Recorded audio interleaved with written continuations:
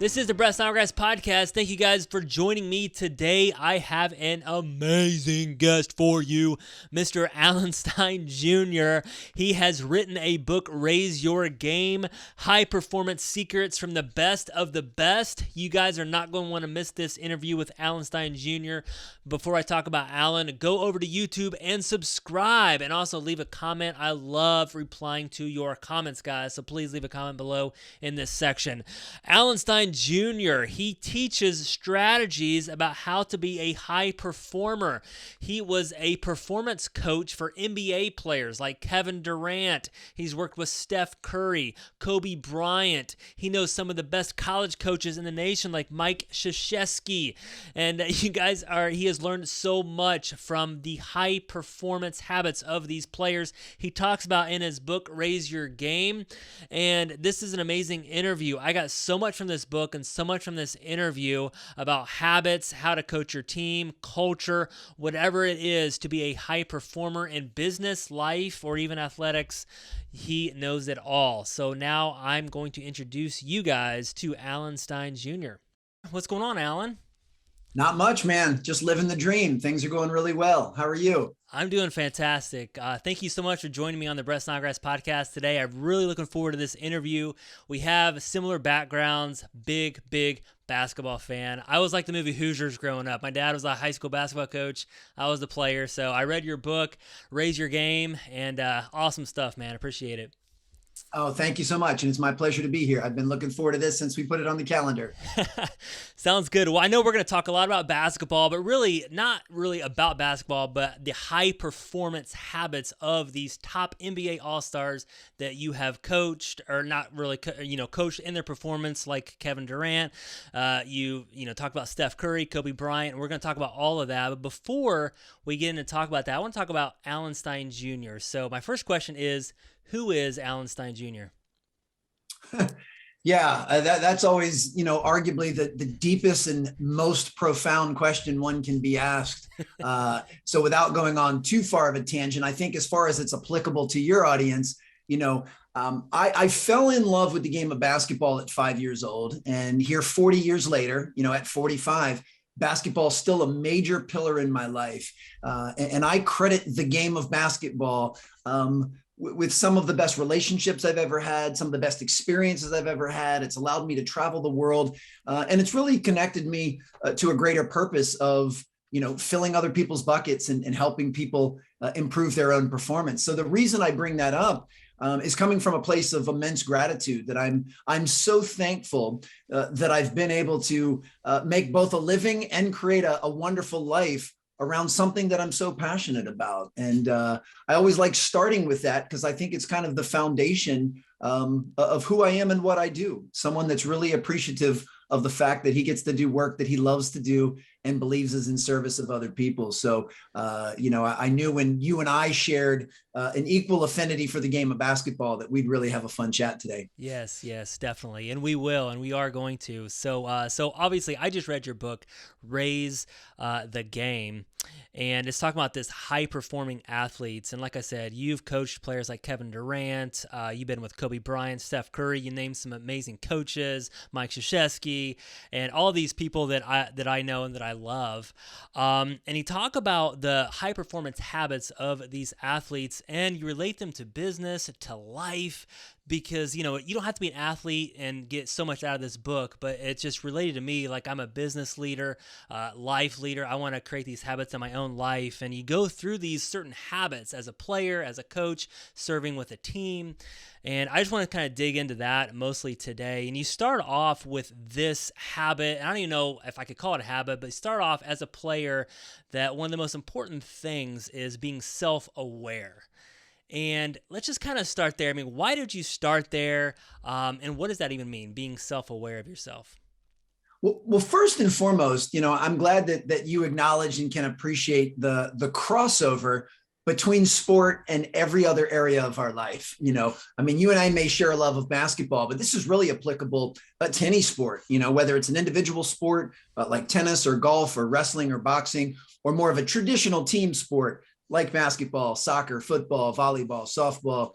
And the lessons that we can learn through sport we can certainly apply those to any area of our life. I mean, these principles and strategies have such high utility. And that's what's really drawn me to the work that I do, is this fascination with how were the things that I learned as a youngster playing basketball able to make, allowing me to be a better father, allowing me to be a better writer, a better business leader, a better speaker. So I've really been fascinated and intrigued with all of the similarities and crossover between sport and every other area of our life. And, self-awareness is actually at the heart of that. Self-awareness is imperative for a basketball player. They need to know what things on the court they do well, but they also need to know what things on the court they don't do as well. Some of their weaknesses, things that could be exposed by an opponent.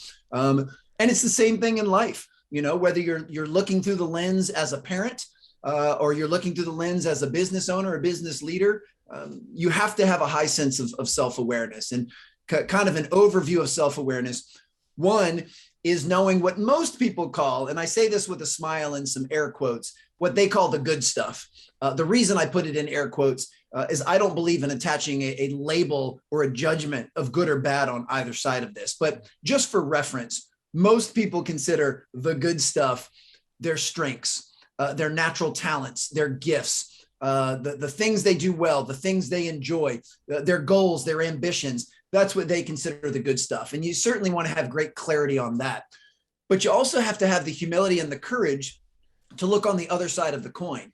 And you have to be willing to acknowledge where your deficiencies lie, your flaws, your imperfections, your weaknesses, your best opportunities for growth, your fears, your insecurities.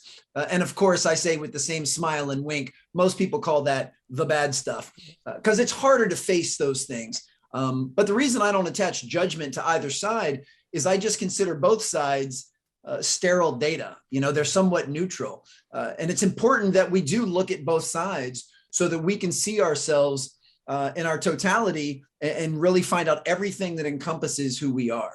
And then the next level of self-awareness is as you kind of create an evaluation of both sides of the coin, is making sure that that's accurate, that you're not, you don't have delusion, and that the way the rest of the world sees you is the way that you see yourself. And this is not about pandering for someone's affection or adoration. It's just making sure there's accuracy there. That if I were to ask you a question about yourself, that your answer would reflect the same answer of the people that know you the best in this world. And to me, that's really, really kind of the heart and soul of self-awareness. And it's the starting point for every area of life. You want to be the best parent you can be or the best spouse, you got to be self-aware. You want to be the best business leader or boss, you got to be self-aware. And certainly if you want to be the best point guard, then you also have to be self-aware. So that's really the foundation to which the rest of the house is built. And I know the analogy of a GPS is getting somewhat cliche and overdone, but there's a lot of truth to it. There's really two important parts that we have to know about ourselves, 2 points. And it's the same 2 points that a GPS needs to know. The GPS only needs to know 2 pieces of information. It needs to know where you are right now in this moment, and it needs to know where you're trying to go. Those are the only 2 pieces of information a GPS needs. The GPS doesn't even need to know where you were 10 minutes ago or 10 seconds ago. It just needs to know where you are right now. And that's what I consider self-awareness. It's kind of that base, which will then allow us to get wherever it is that we're trying to go. No, I love that analogy with the GPS. And when we're talking about self-awareness, I hear different leaders say, hey, here's my strengths, here's my weaknesses. And some people say, I need to work on my weaknesses. Let's take a basketball, for example. If you're playing me one-on-one, just make me go left. That's like my weakness, right? And some people would say, well, you need to work on that. You need to work on your weaknesses so you can get stronger at those. And some people say, don't worry about your weaknesses. Just do your strengths. Just figure out what you're good at and do that, only do that. What do you say, like, with the weaknesses and strengths when you're self-aware of those? It's a little bit of both. On one hand, I do believe that we should spend a tremendous amount of our time, focus, and energy doubling down on the things that we already do really well. Our strengths and our natural talents and our gifts, because we have the best opportunity to be really elite in those things. When we can align the things that we're really, really good at with things that we love to do, and then put some real effort and focus behind those, that will allow us to become elite. However, there are certain let's just call them applicable weaknesses that absolutely need to be addressed. As a basketball player, if you have an inability to go to your non-dominant hand, as you just mentioned, your ability to go left, that's going to provide a very low ceiling of how good of a player you can be if that's something that's not addressed. So that would be, just using this fictitious example, that would be something that I do believe warrants some time and attention to improve that, because your inability to go left really reduces your impact as a player, and then thus reduces your impact in being able to contribute to the team. Now, you and I have never met in person. I don't know your size and stature. I'm assuming you're somewhat around the same as myself. I'm 6'1", 185 pounds. Pretty much exactly. Okay, perfect. So with that being said, if you or I were to play on a traditional basketball team right now, we most likely would not be called upon to be the team's leading rebounder or team's leading shot blocker. Right. So one could say that, rebounding and shot blocking might be weaknesses of yours, but they're not very applicable weaknesses. I wouldn't recommend that you spend a tremendous amount of time and focus and energy trying to become a better rebounder and a better shot blocker, because you're going to get a very low return on that. Now, with that said, I do believe we all need to be able to rebound the ball at our position effectively, which I'm sure you can do, but you wouldn't need to put a tremendous amount of time or effort in that. Yeah. Really any skill set you're lacking that will lessen your ability to make a maximum contribution to the team is something you should at least take a look at. One that's very common, especially with high school age players, they're very gifted offensively. They're great shooters and playmakers and scorers, but they don't give the same love on the other end of the floor. They don't become the defenders that they're capable of. And now they're a liability on the team because they can't defend very well. So that would be an example of, yes, continue to work on your shooting and your playmaking and your ball handling and passing, but you do need to improve that, weakness as a defender, because if not, now you're a liability and now the team is exposed because of it. So it's really a balance of both. But the key is having the discernment to know. And if we're going to look at a pie chart and being able to say, okay, here are the 2 or 3 things that I do really, really well. Whether we're talking about basketball or business, here are the 2 or 3 things that I do well that allow me to stand out, that give me a competitive advantage. And I want to make sure that I'm blocking off adequate time to continue to master those different skill sets and up-level those different areas. However, there are a couple of areas over here that I know if I improve those, it will allow the floor to raise as well. And as the floor raises, so does the ceiling. So I want to make sure that I can give some time to that.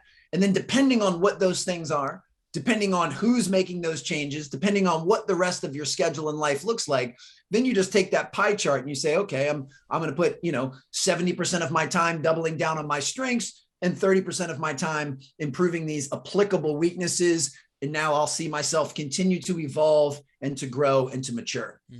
No, I love that. And you really outlined that in your book. I love how you asked yourself a lot of questions. I think that's where you become self-aware too, is you're asking yourself these tough questions. You're not only asking yourself, but you did talk about already, you ask other people around you and then in your inner circle about yourself as well. Would you agree?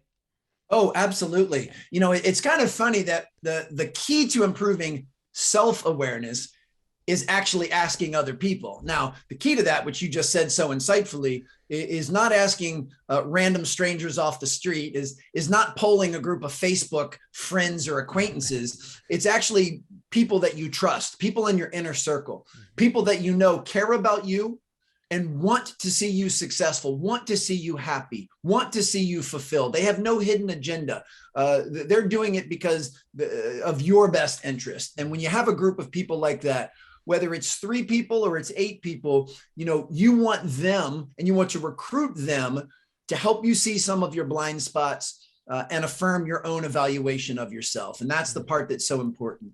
One of the best examples I can give, and this is helpful for someone in basketball, this is helpful for someone in business, is the skill of listening.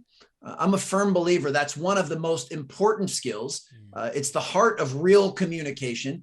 It's a skill with very high utility. If you can improve your ability to listen, you'll improve every single relationship in your life immediately, because I believe listening is the key to true connection. So whether it's being able to listen to your teammates or listen to your coach or listen to your spouse or listen to your children or listen to your clients or listen to the members of your team, your colleagues and your coworkers, listening is a really important skill set. And it's probably one that regardless of who you are or where you are in life, if you're not a great active listener, it's most likely going to be an applicable weakness that you need to address. But the reason I bring it up, if I were to ask you, Brett, if you're a great listener and you say, yes, I'm a world-class listener, and then I go ask the 3 or 4 people in the world that know you the best, and they all say, oh no, Brett's an awful listener. He's like talking to a brick wall.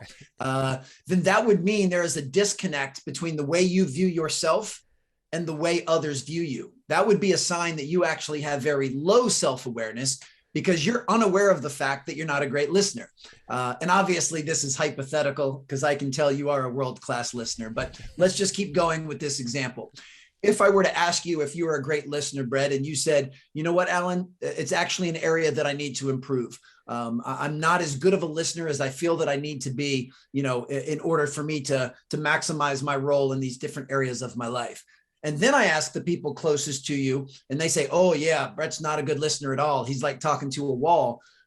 As funny as that sounds, that would actually show me you have very high self-awareness, that you are aware of the fact that at present, listening is not one of your most endearing qualities and it's not one of your strengths, but you're aware of it.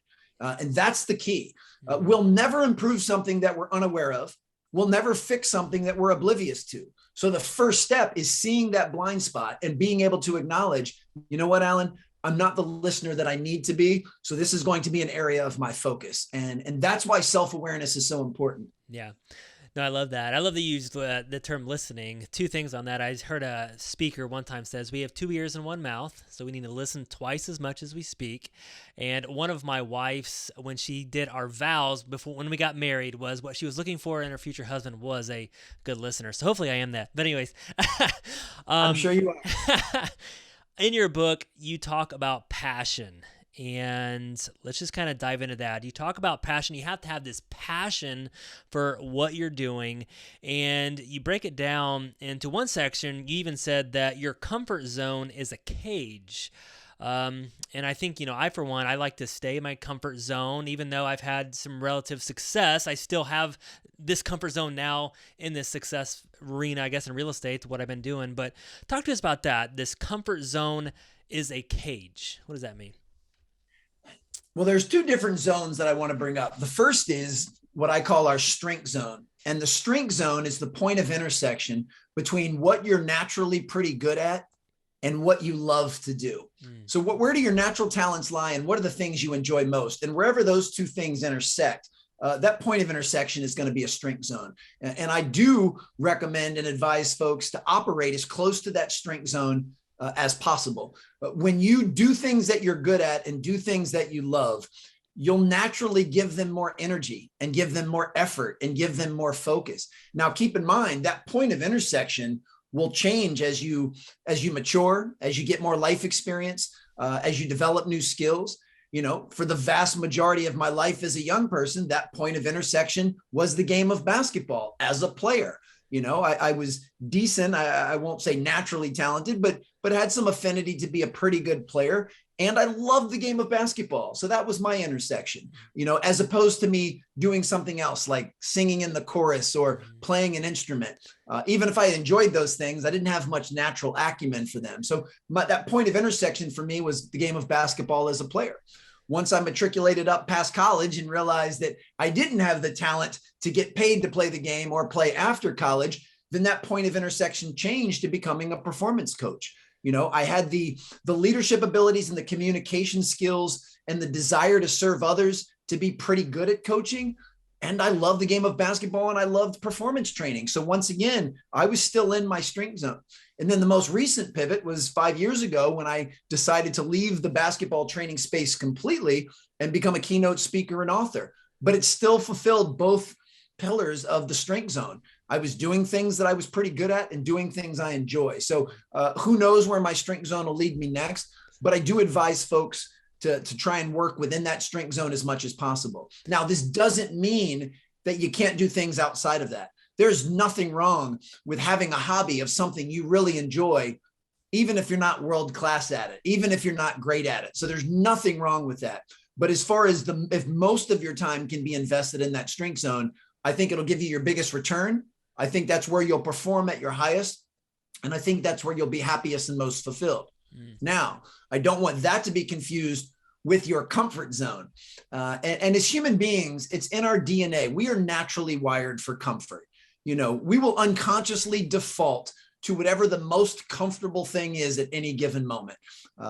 But that's what can unfortunately start to lead to some complacency. So to me, it's important that with intention and purpose, we strategically leave our comfort zone mentally, physically, emotionally, and spiritually, if appropriate to you, to make sure that we can continue to grow and to evolve. You'll never improve or grow or evolve if you're only doing what you're currently capable of doing.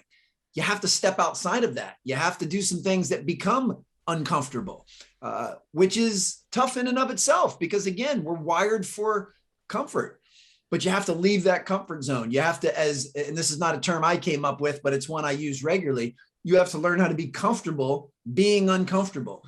You have to get used to leaving that comfort zone, but you're doing it with intention and purpose.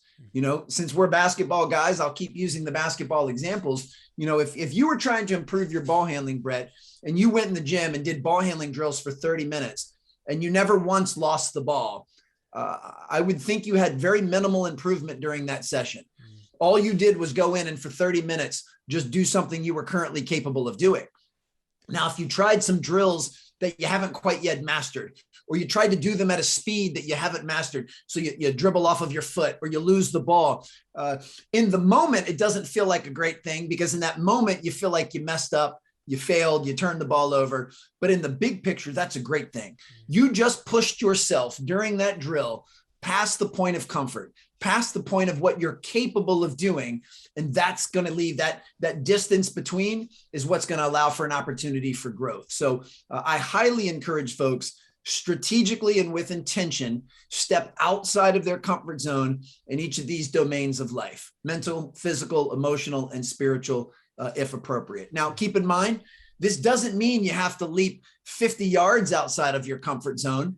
This can be a very incremental process, but you need to step just far enough outside of it that it is causing a little bit of discomfort and forcing you to make that growth and that improvement. I like the analogy of losing the basketball, that if you're just doing things within your strength zone and doing it correctly and perfectly, you don't. And your comfort zone, it always changes, right? I remember my first real estate deal was very uncomfortable for me, but after 100 or 1,000 deals, it's like, oh, this is not. I had to keep stretching myself to get outside of my comfort zone. Let's move to discipline. Obviously, to be an NBA basketball player, you have to be extremely disciplined, but there's certain people that are the all-stars, that are the people that we know. And you mentioned a story that I want to talk about Steph Curry, and about being extremely disciplined. And you mentioned a story, you were rebounding, I believe, for Steph Curry, and he had to make 5 swishes in a row. So when I first read that, I'm like, oh, okay, I think it was free throws, 5 free throws in a row. Not a big deal for an NBA player, but he had to have swishes, not just make it, but it had to be perfect. So talk about this and how important is discipline in life and business. Discipline's vital, and I don't think it gets the notoriety that it should. I think more people, unfortunately, are enamored with motivation instead of discipline. And I'm a big believer that discipline actually trumps motivation. Motivation basically means that you perform or you give a great effort when you feel like it, or when you want to, or when it's convenient. And there's just too many times in life that those things aren't aligned. So, perfect example. I consider myself a disciplined person because I choose to make disciplined decisions. I don't always feel motivated to wake up and work out. If I only worked out on the days that I was heavily motivated, I might only get in a dozen or so workouts a year. Instead, I get in workouts most days of the week because of discipline. I've strengthened that discipline muscle, metaphorically speaking, so that I'm able to do the things I need to do, even if I don't feel like doing them in the moment.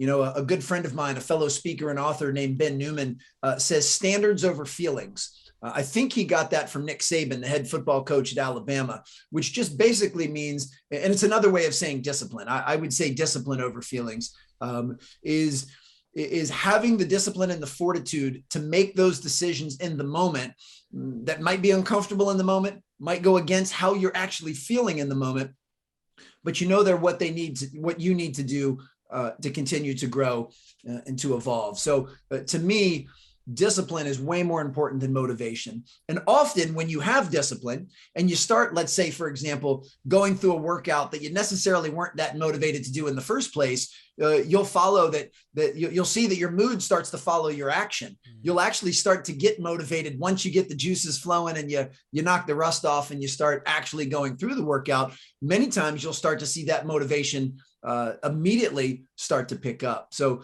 the difference between discipline and motivation is vital. The other thing to say about discipline, I don't necessarily consider it an overarching label. Yes, I believe there are some people that we could all agree appear to be very disciplined in every area of their life. The late, great Kobe Bryant certainly strikes me as one of the most disciplined human beings to ever walk the planet. But so does a Tom Brady or a Beyonce or a Warren Buffett. You know, they have incredible discipline, especially in their main areas of focus.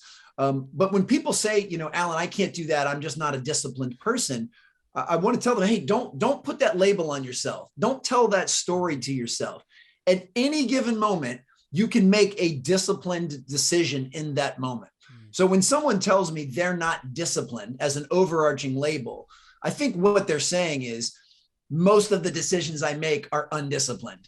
And that might be an accurate statement, to which I just say, okay, well, starting with the next decision you have, from what you're going to eat for lunch to what you're going to watch on Netflix to whether or not you're going to go for a run or a walk, just make that one decision a more disciplined decision. Make sure that decision that you make is in alignment with the person that you're trying to become. And that's really how I would define a disciplined decision is you're going to make a decision in this present moment that is in alignment with where you're trying to go and who you're trying to become in the future. And, you know, the beautiful part is we get, you know, dozens, if not hundreds of these opportunities every single day of our life.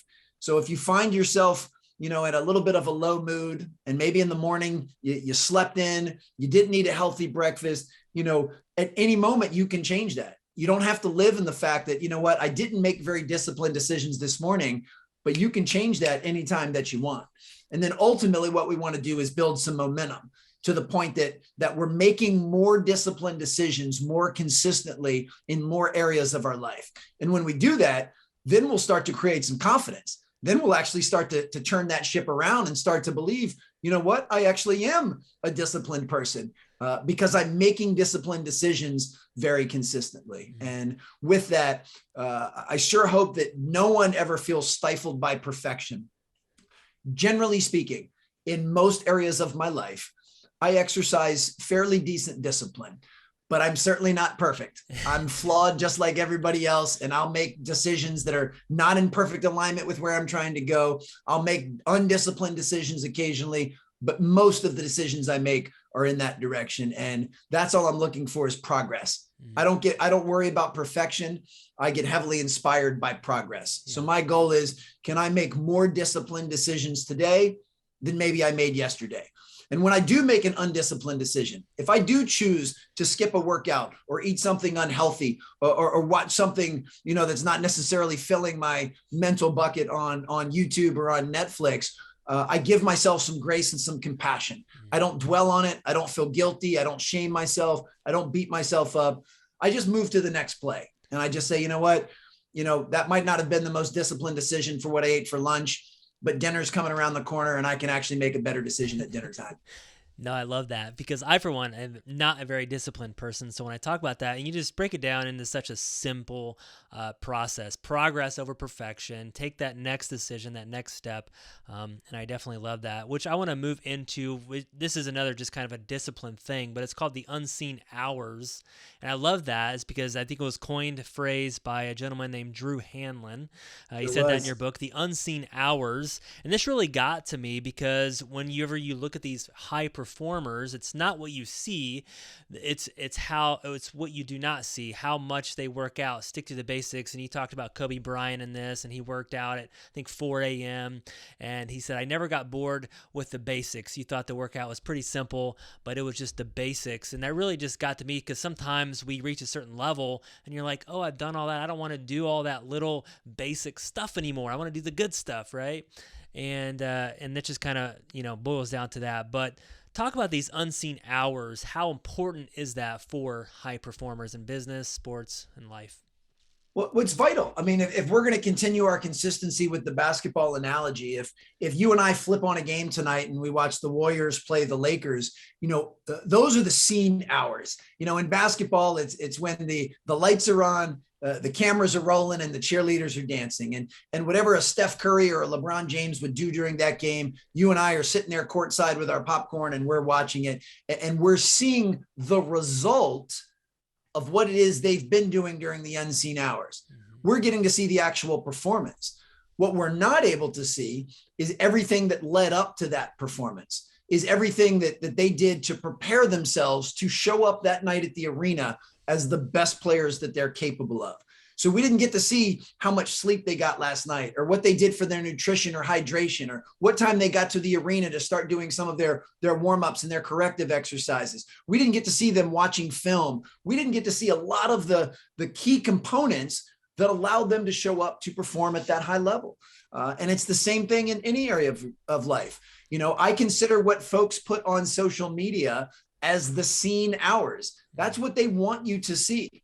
So if you're following someone on social, whether it's a celebrity or an athlete or an influencer, you're only getting to see what it is they want you to see and what it is that they post, but you have no idea what's going on behind the scenes. Same thing with a book, whether it's Raise Your Game, or I actually have a new book coming out in April called Sustain Your Game. And all that folks will be able to read is the finished product. They haven't been able to see the year that it's taking myself and my co-author, John, to write that. And all of the different drafts and the back and forth and the research and the conversations and the interviews and everything that was really, really messy that went into creating a nice, clean, finished product of a book. And I do wish, as a society, we would start giving more examples of the unseen hours and bring them over to the seen side. Let folks see what it is that folks have been doing behind the curtain. I wish before every single game that's televised, they'd spend 5 to 10 minutes showing one of those kind of behind the scenes camera, almost documentary style of what the elite performers do to prepare, because it's so easy to forget. If you and I turn on a game tonight and we watch Steph Curry go off for 45 points, it's easy just to make the assumption that, well, he's just naturally talented, or man, he just got really lucky tonight. Instead of saying, you know what? This young man has made millions of shots in an empty gym when no one was watching, which is what laid the foundation for him to be able to do what we see him do tonight. No, I love that. That's a great analogy, great example. I want to move into we've talked a lot about high performance as a player, right? We got discipline, the unseen hours. We've talked about this self-awareness, and then you move into coaching. And one of the biggest mistakes in business that I see is they take an amazing player. Let's take a great sales guy, and they say, hey, you're doing amazing at sales. I'm going to move you into this higher level management, maybe leader coaching position, and sometimes they fail because they know how to play, but they don't know how to coach. We see this in athletics all the time too, right? You see great players sometimes make lousy coaches, but you really just talk about this and how can you move up as a business owner into not only being good at what you do, but to coach others and so they can be good as well. You say it starts with vision. So talk about this. As a good coach, you have to start with vision, and not only do you have to have the vision, but you got to get your team on board with the vision as well. Yeah, well, this actually, I'm so glad you went in this direction. This really adds the second point to the analogy and the example I gave earlier with the GPS. So the initial point, the starting point for the GPS is where we are right now. That's our self-awareness, where it is that we're trying to go. The ending point, or the address, if you will, is the vision. This is where we're trying to go. This is our identity as a company. This is our purpose as a company. These are our core values. this is what we're trying to accomplish. This is who we're trying to serve. This is why we are in business. And this is where we're trying to head towards right now. Once you have the self-awareness and team awareness, and then you have that vision, now it's about creating systems and processes to navigate between those 2 points. And, how well you stick to those systems and processes and the experience people have being a part of your organization is ultimately what folks call culture. So you've got your self-awareness here as the starting point. You've got the vision of where we're trying to go and who we're trying to become as the end point, and how well you uphold your core values and your culture will determine how fluidly you navigate between those 2 points. But yeah, you've got to be able to have the vision. Mm-hmm. And exceptional leaders can clearly articulate that vision so that everybody else on the team can see it as well. Mm-hmm. And then we talked about culture a little bit. So you got this vision, and I love what you said about culture in your book. Again, we talk about the unseen hours as a player, but then culture is about also when no one is around. It's like, okay, you got the leader in the room, your team is acting a certain way, but when the leader or the coach leaves, how does the team perform? How does the team act? And you talk about, again, a great culture doesn't matter if the coach or the leader's in the room or not, they all act with a great culture in mind, with the vision in mind. So talk about this culture. How do you build a great culture? What are some examples? He mentioned, Mike Krzyzewski, great culture, and just maybe give a story, give an example of a great culture. Yeah, I think the most simplified version of what culture is how well aligned is your team with your beliefs and your behaviors. So on one hand, we have our beliefs. These are our goals and what we're trying to accomplish. These are our core values. This is all the stuff that we say we believe in. But then how aligned is that with how your people actually show up every day and how do they behave? If most of what they say and do is not in alignment with your core values and your vision and your mission, then you have a very, very weak culture. And this is stuff that needs to take place, as you just said so perfectly, both during the seen and the unseen hours. And a true test of that, as you just mentioned, would be, how does your team behave when the head coach is not around? Or how does your business perform when the CEO is not around? If all of a sudden, if the head coach isn't there for practice or the CEO isn't there for an all hands on meeting, if all of a sudden now beliefs and behavior start to splinter apart and they're not as well aligned, then that's a sign that your culture is not near as strong as it needs to be. So everybody's got to be on the same page with, core values, mission, vision, standards of excellence. And then everyone needs to make a commitment to uphold those things, both during the seen and the unseen hours. And that is not easy to do. A good portion of that, you can make it easier by attracting the right people to your team. It's another old adage that's not an Alan Stein Jr. original is getting the right people on the bus. First of all, you got to make sure that you get the right people on the bus. You keep the wrong people off of it. And then, of course, the next step is making sure that everyone on the bus is sitting in the right seat. Based on their strengths and where they can make a maximum contribution. But yeah, culture is really just going to be how aligned our beliefs and behaviors. No, I love that. And I want to just dive into, this was another thing that got into the book that really got me, is about how to treat people. We talked about character, treating people, not just famous people, not just celebrities, not just your all-stars, but treating everybody. It's like, if you can do the small things well, maybe you can do the big things well, and treating people as one with some sort of level of respect. And so talk about this, because you talk about this in a few different places in your book about when you've interviewed some of these very high-performing people. I think you mentioned Gary Vee when you interviewed him and how he treated you. I think Mike Krzyzewski, wasn't, you don't remember what he said, but it's how he made you feel, because you felt very important to him, right? And you really kind of teach this as a business leader, is don't just treat the people, your all-stars, your all-star salespeople, but treat everybody a certain way. So talk about how important is that? It's absolutely vital. I mean, I think that really, in essence, defines your character, is how respectful and tolerant and inclusive and kind and compassionate and empathetic you are to everyone. And, you'll see some people that have hidden agendas, that they only behave in that manner towards people that can do something for them.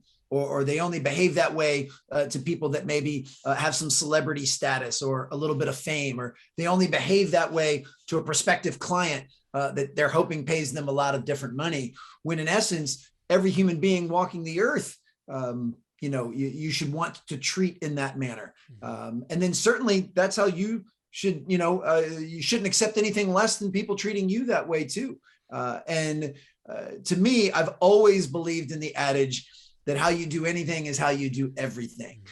So I don't ever want to compartmentalize how I treat people. I always want to treat people with respect and empathy and compassion and kindness and tolerance.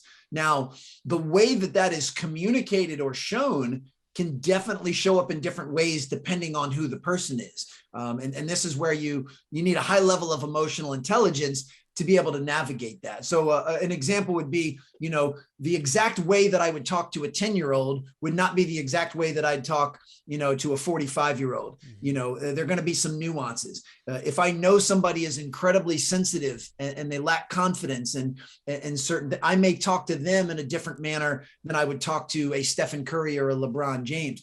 But the premise, the foundation, I would be respectful and kind to both people. I would be empathetic and compassionate to both people. But the nuances, the way that I would package and communicate the message certainly would be different. So I'm not saying that you treat everybody the exact same. I think you treat everybody with fairness and respect and so forth. But the way that you would actually package that is certainly going to be different. And that's, a lot of that will come with life experience, as you improve your communication toolbox, as you become a more influential and impactful leader, you'll be able to figure those things out. You certainly need to know your audience, and you need to know who's receiving the message. But I think it all starts with how with how you view humanity at large and your perspective on that. No, definitely. And let's just end this with, you got your last section of the books. We talk about being an amazing player, how to be a high performer, how to coach, right? And be that amazing business leader, cast a vision. And then the last part was, focusing on your team, how to be an amazing team player. And obviously in basketball, you're a team. And it's just really about being unselfish. You gave a couple examples about some of the quiet leaders out there in the NBA, about, some people that were unselfish. They were all about the team. I think you mentioned Tim Duncan, I believe, very unselfish, and just the attitude towards the team. It's all about the team. There's no I in team. And so talked about this cohesion, this team, this attitude that a business leader can have with his team. Well, the best way to sum it up is a phrase that I willingly stole from my good friend and mentor from ESPN, Jay Billis. And that is simply be the type of teammate that you'd want to play with. If I were to ask any of your listeners right now to list off some of the traits of the best teammates that they've ever had, could be someone they played Little League with 30 years ago, could be somebody that they sit next to in a cubicle every day at work right now, but list some of those traits. And then whatever those traits are of the best teammates, or what they thought made someone the best teammate, then I would say then you need to actualize those traits. You need to live those traits. You need to model those traits. If you think a great teammate is someone that works hard and is enthusiastic, then you need to work hard and you need to be enthusiastic. We can't expect it of others if we don't expect it of ourselves. And I think the shift from trying to be the best on the team to being the best for the team is an important one. Not everyone has the skill sets or talent or ability to be the best on the team, but everybody can make an effort to be the best for the team or to be the best teammate. And I think if you do that with kind of a servant leadership mentality, when you stop caring less about what you want from people and you start caring more about what you want for people, and you think, what can I do today to make an emotional deposit and lift one of my teammates up? What can I do today to add value to their life or to support them or to encourage them? And it doesn't matter if you're the star player or you're the 15th man, you still have an opportunity to show up every day and to be the best teammate that you can. And most of the time when we hear the word teammate, most people relegate that to the sports world, but it's the exact same thing in business. Whether you call them colleagues or coworkers or teammates, whatever the terminology is, it's the same concept. The people that are wearing the same logo on the same polo as you every day at work, what can you do to serve them? How can you help make their job easier? How can you take some friction off of their plate or add value to their lives? And the best teammates do that, and they do that consistently. And this is not necessarily easy to do. On some level, going back to our own DNA, I think we're all wired to skew towards selfishness, where it's kind of wired to skew towards, well, what's in it for me? What's best for me? How do I make sure my needs are taken care of? So it actually takes some effort and some focus to actually, go in the other direction, to be truly selfless and say, okay, this is not about me. This is about us. And yes, I have certain things I'm trying to do or accomplish, or I'm trying to make my quota. But this organization is not just about me and my quota. So what can I do to help somebody else? And like anything else, it's kind of like making the disciplined decisions. When you can consistently and habitually make decisions that are for the betterment of the group and that pour into others, then I think you're being a tremendous team player. Yeah, definitely. And I love that you talked about a story at the end there. A gentleman named Rich, is it Showbrooks? He talked about the 10 assist story where he put 10 pennies in his pocket and he would give assists. So every day he'd give maybe someone a compliment, help someone out, and he'd put the pennies into his other pocket. And he had to use all 10 pennies at the end of the day to help people, to serve people. That kind of was that great reminder. He had a goal every single day to help 10 people. So love that. That's awesome. Hey, before we wrap up to the last section of the show, Alan, any last advice? You guys got to get this book, Raise Your Game, Alan Stein Jr., but any last advice for our listeners out there? The best thing I'll leave them with, and I'm hoping this is kind of a summation of most of what we've talked about. I mean, this will play into decision-making. This will play into, discipline, and it'll definitely talk about vision. I'll use myself as an example, and then your listeners can figure out the best way to apply this to their lives. So I'm 45 years old. I have a very crystal clear vision of the man that I hope to be when I'm 65. Now, I'll be the first to tell you, I know that time is not promised. I know tomorrow is not guaranteed.